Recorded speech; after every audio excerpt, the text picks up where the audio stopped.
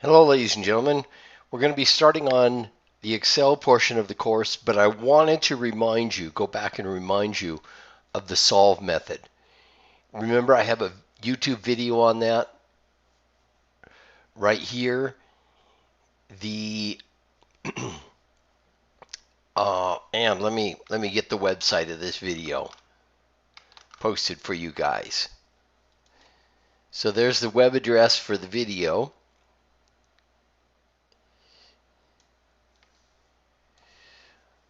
Let's see if it can go up another.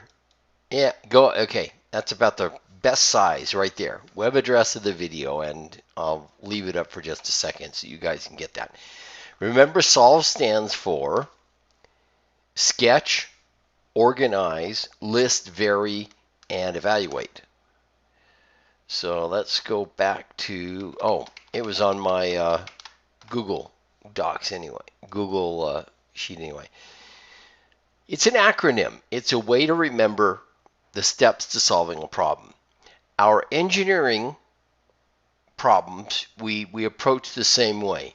Main thing is to understand the problem, sketch it out, draw a picture of it, organize your knowns and unknowns, and that means to assign variables to quantities that you know and decide on the variable that is going to represent your unknown quantity. List the equations. Now your book gives you a procedure, 1.1 of your book, which is very similar to solve. And that's why solve is as good as any, and it's an acronym, helps you remember the steps. Listing the equations, that is, what science and engineering are you going to apply to try to solve the problem? Go ahead and brainstorm. You can cross out inappropriate equations later. You can, or ones that don't apply. Brainstorm. If you think it might be relevant to the problem, go ahead and write it down. You can take it out later. Understand what you're looking for. Varying. This is your mathematics, the vary part. Use your math, your calculus, your trigonometry, your algebra to get your unknown quantity on one side of the equation and everything else, all the known quantities on the other side of the equation. And then evaluate. Last step, crunch the numbers and ask yourself, does your answer make sense? So let's see if your book says anything in addition or the main thing it talks about, the book talks about, is having a logical process, a clear process, complete process that you're showing all your work. Yes, indeed, and I concur with the book on that. Now, let's go to spreadsheets. Let's go to Excel.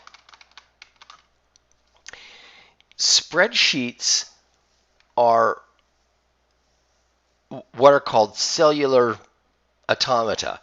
You know another thinking machine that is a cellular automata.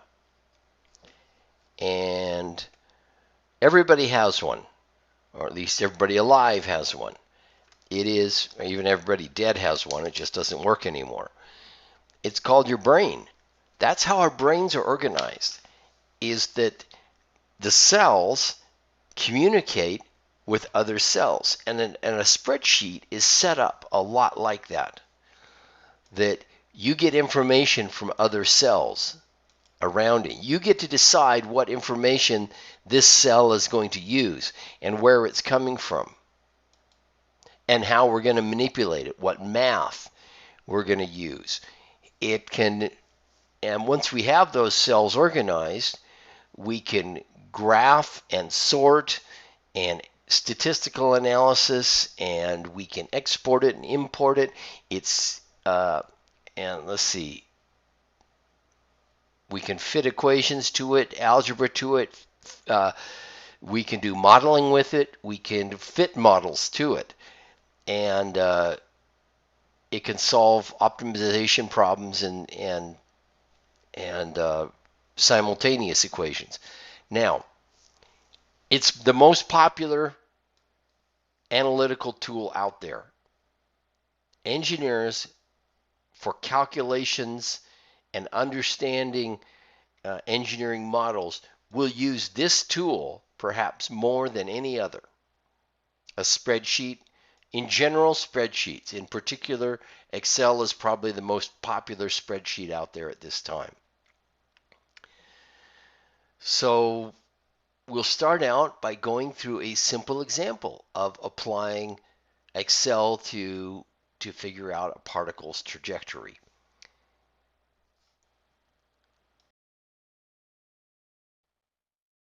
Okay, I started out, I put in, we're going to find out the trajectory of a particle. I put in just some titles. And it's always good to label your columns. So the time in seconds, 0. So here's the first trick with Excel. You can what's called auto-populate the cells by just grabbing this lower right-hand corner and dragging it down. Let's see, let's drag it down to here. There we go. So you'll notice I started out with 0 and 0.2, and then by dragging, it says, oh, the next cell should be 2/10 more and 2/10 more. Excel just fills in the pattern. It's one of those little tricks with Excel that's really good. So we're going to do some variables. I'm going to start out by 100 feet per second at 35 degrees. Now, we have to enter formulas for things. Second thing, equal sign starts a formula. And the horizontal feet per second, that's Vx, x is the horizontal coordinate, V subscript x, and you can make nice formatted subscripts and everything in Excel. Sometimes I just ignore that. I don't fool with it. It's just a little more work. I know what Vx means. I know what Vy means. So I feel fine with not formatting it nicely. You can format it nicely later when you report it. Okay, so Vx is going to be this quantity here. And I'm going to do something else too. F4. Oops, where did my F4 go? I didn't want to type 4. I wanted to type F4. Good. It puts dollar signs around it. That's what's called an absolute reference. Times cosine of. Now, this is a function. Cosine is a function in Excel.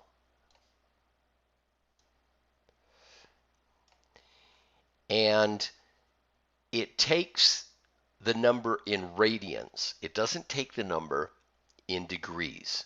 So we got to convert it to radians. So there's pi radians. Pi is a constant. In Excel, it's implemented as a function. We got to say pi, 2 parentheses, an opening parentheses, close parentheses, times the angle in degrees. And I'm going to do F4 again to put dollar signs around it. We'll find out what those dollar signs do in a minute, divided by 180. There's a typo in my formula. I accept the correction. I forgot the ending parentheses. Okay, ending parentheses. Now, that's another trick. Excel will often try to guess what you really meant if you make a mistake. So that's okay. Now, we're going to do this a little differently next. Equals. And I'm going to go 100 again, F4, times, and I'm going to look up a function. Now, this time I want the sign. So I don't have the sign. Here's where you can find functions, up in the upper left corner here, find functions. Well, it's not in my list, so I go to more functions. And now I can select a category of functions. I want trigonometry. There we go, math and trig. scroll down. There's the sine. It tells me it returns the sine of the angle. It doesn't tell me if it's in radians. I happen to know it's in radians. But let's go some more. Let's do help on this function. And it's going to go pop open a web window.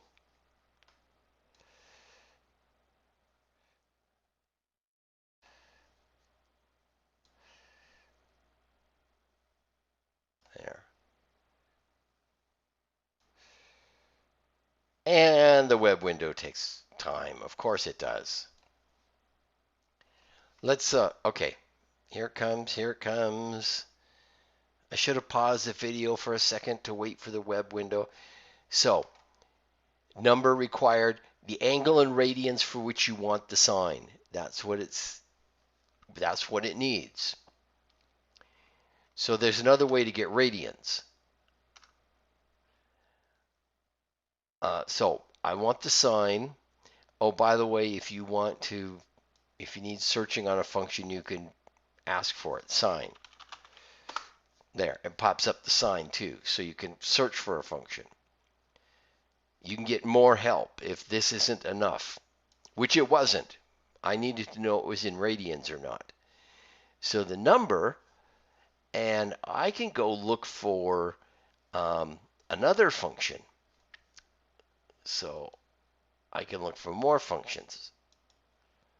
I can start typing a function. Let's see, radians, there. Radians is the function I want. Radians angle. So you can convert radians that way, and it does it. I'm going to do, and then the angle, it still needs to know the angle, but I'm going to cancel this. Equals 104 times sine. I wanted to show you one more way to get a function. Rad. There it is. You just start typing the name of the function, and it'll come up here. Boom. Come on. There it is. 35 degrees. Put in my two parentheses to close out the function. And now I need to subtract 1/2 GT squared. You need this. You need the multiplier. You need the times sign. In your calculator, you might not need the times sign. Here you do. Times 1/2 G. I don't know G yet, but I'll just go ahead and, oops. Yeah, good. I thought for a second I was changing this cell. I'm not. I'm still, it's wrapping around is what it's doing. Let's go like this. Let's scroll over. There. That's better so you can see the full formula. Start time. Time is in column A. And oops. I want this to be the initial velocity. Vx initial, there's no GT squared. So we'll get to the GT squared in a minute. We just need to stop here. This is initial velocity, and I probably ought to put a v naught y and a v naught x. Initial velocity, original velocity, y, original velocity, x. I will need the GT squared later. And acceleration due to gravity is 32.2 feet per second squared in the English system. I'm going to go ahead and stop this video here and pick up going through this problem the rest of the way.